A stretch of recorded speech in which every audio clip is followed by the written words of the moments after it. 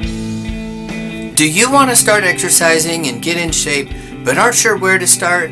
Well, you're in the right place. In this video, I'm going to give you 5 steps to get you started exercising. And the principles I'll be sharing aren't just for beginners, because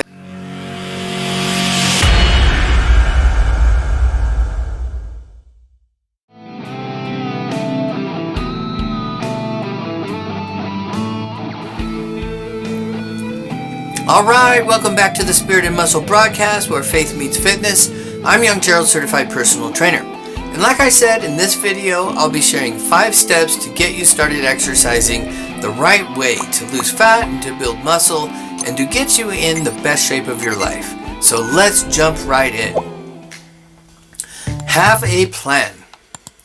Step number 1 is to have a plan. You've probably heard the saying, if you fail to plan, then you plan to fail.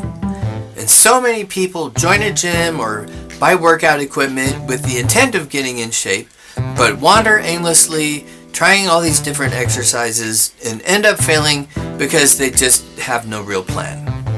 Having a workout plan provides structure and keeps you on track to reach your fitness goals. You also need to block out time in your schedule to work out. Decide how many days you can realistically work out and for how long. Ideally, shoot for 3 days per week in the gym and 3 cardio sessions every other day. But start where you're at and build from there. Any exercise is better than no exercise. Full body workouts. Step number 2 is to focus on full body workouts using basic compound movements. Don't get caught up in the myriad of workout routines and endless training splits. You want to incorporate the basic movement patterns: push, pull, lift, squat, and bend and extend for your core. Focus on performing reps slow and controlled using proper form. After 5 to 10 minutes of light cardio, do 1 warm-up set, then 1 or 2 working sets of each exercise. Rest 60 to 90 seconds between sets.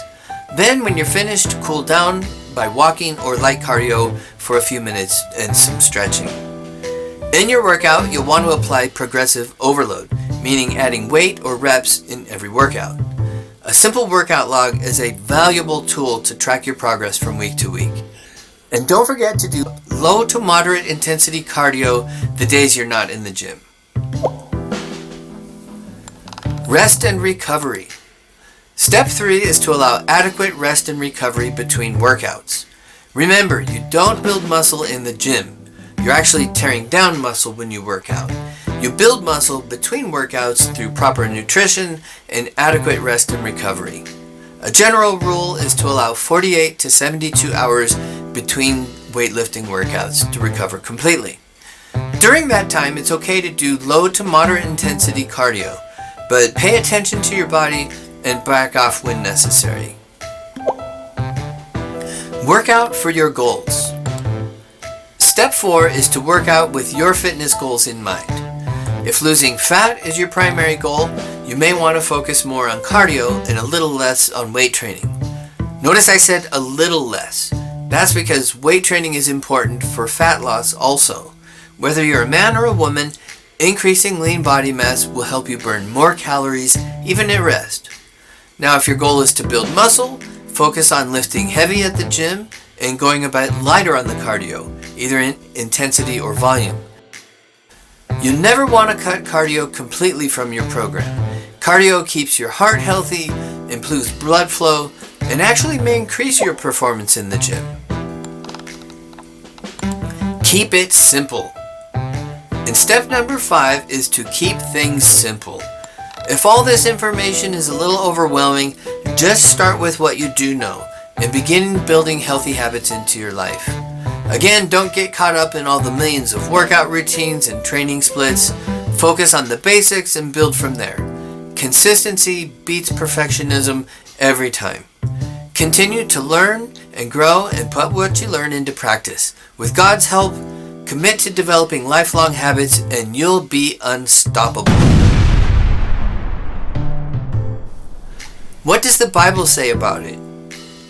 One of my favorite verses on exercise is 1 Timothy 4 verse 8. which says, "For physical exercise is of some value, but godliness is valuable in every way, holding promise for the present life and for the one to come." As with many things in life, some take exercise to extremes. Others take spirituality to the extreme, to the neglect of their physical bodies.